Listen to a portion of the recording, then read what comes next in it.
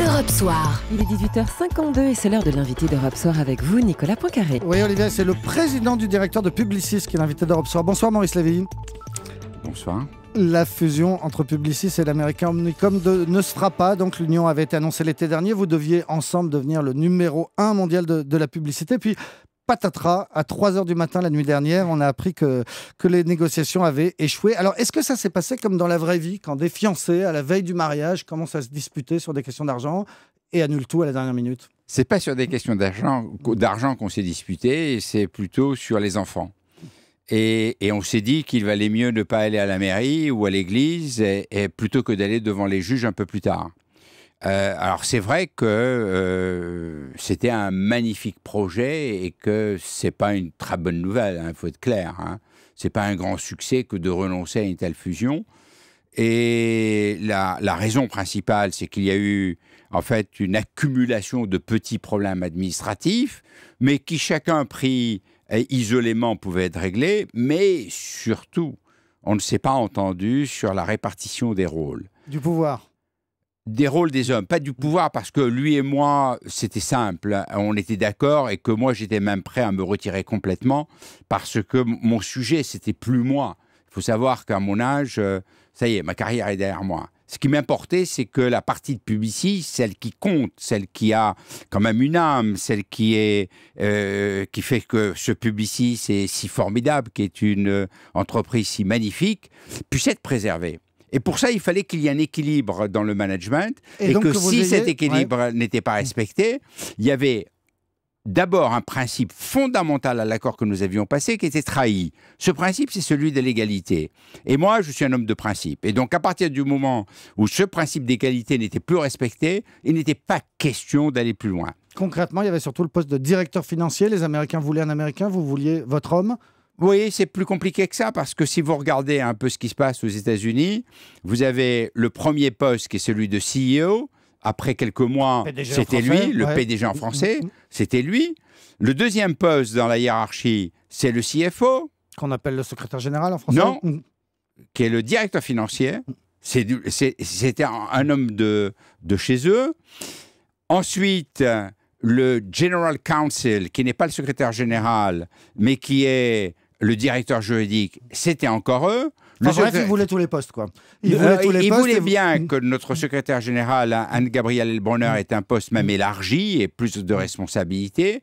Mais en ce qui concerne le poste de direction financière, le numéro 2 de la boîte, il voulait le garder. Ça faisait beaucoup trop, et c'était un peu too much, pour parler l'anglais, dans cette répartition. Mais et du donc, coup, on s'étonne, Maurice Lévy, parce que dans une fusion de cette importance, un deal entre le numéro 2 et le numéro 3 mondial, on imagine que toutes ces questions auraient dû être réglées avant. Qu'est-ce qui s'est passé? Beaucoup de questions ont été réglées avant. Quand on est arrivé à cette question, et quand vous regardez les fusions, vous avez les deux cas. Vous avez les fusions où on a annoncé toute la structure d'emblée.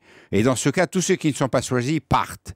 Et comme il faut arriver jusqu'au closing, et ça dure, comme vous voyez, 9 mois, les gens qui partent, ils partent tout de suite, et vous êtes dans une situation un peu difficile. Donc on voulait éviter cette partie-là. On voulait éviter qu'il y ait des gens qui partent avant le closing, parce qu'il y a toujours des déçus. Donc ça, c'était le premier point. Le deuxième point, c'est que on ne se connaissait pas assez bien, et on ne connaissait pas les hommes assez bien.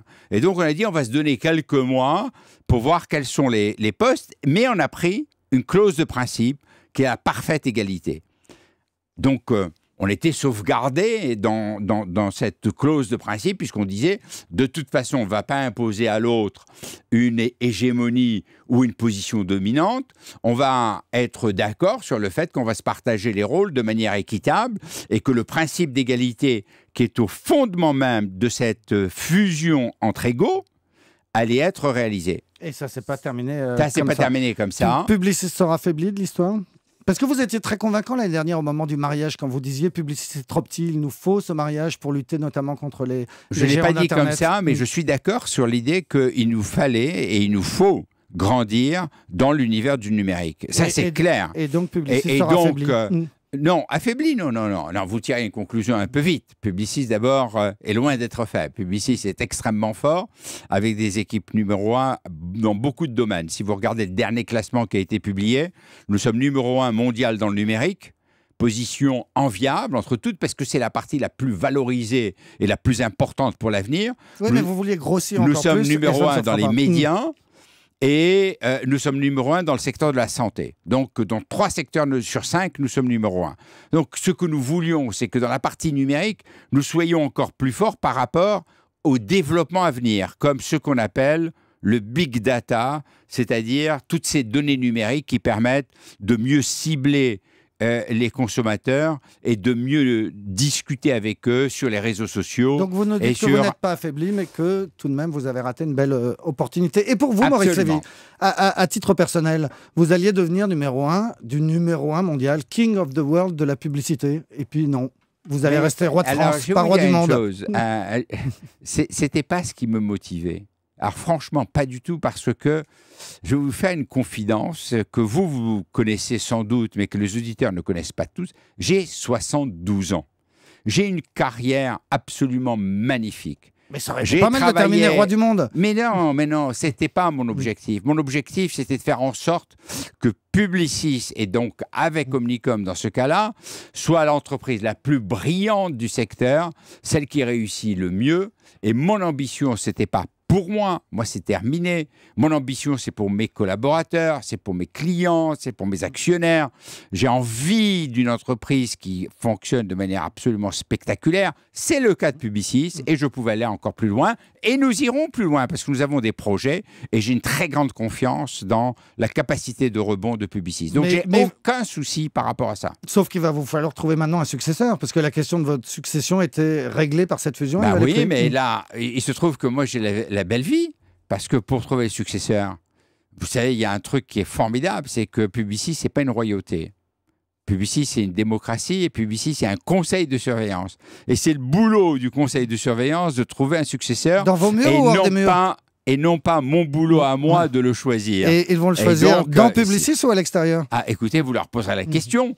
C'est un sujet qu'ils vont prendre en main dans les mois à venir et moi je leur fais confiance et c'est un truc sur lequel ils vont faire un très bon boulot parce qu'ils ont une responsabilité importante et ils en sont conscients. Un tout dernier mot, Maurice Lévy, est-ce que c'est une bonne nouvelle pour le contribuable français cette affaire, parce que la nouvelle entité devait partir à Amsterdam, peut-être payer ses impôts en Angleterre, là Publicis reste aux Français, vous allez continuer à payer nos impôts chez nous ? Parce que Publicis de toute façon a sa base taxable en France, ce que j'ai expliqué à longueur d'onde et que personne n'a cru, ça ne change rien pour Publicis. Bon, mais pour la fierté nationale, Publicis qui reste français, c'est quand même pas mal. Ah, ça c'est très bien. Et de toute façon, moi j'avais pris la décision de rester en France. Donc tous ceux qui ont fantasmé sur le fait que avec cette fusion, j'allais détaxer ou que sais-je, ils ont fait de la fausse spéculation. Moi j'avais accepté de souffrir avec les Français et je pense que c'est bien et que c'est normal et que c'est solidaire. Et donc, je suis en France et je suis très content d'être en France. Maurice Lévy, un PDG qui souffre avec les Français, était l'invité d'Europe Soir. Merci beaucoup. Je souffre de manière assez luxueuse, il faut bien le dire. Merci beaucoup d'avoir été l'invité d'Europe Soir. Et merci d'avoir choisi Europe 1, il est 19h.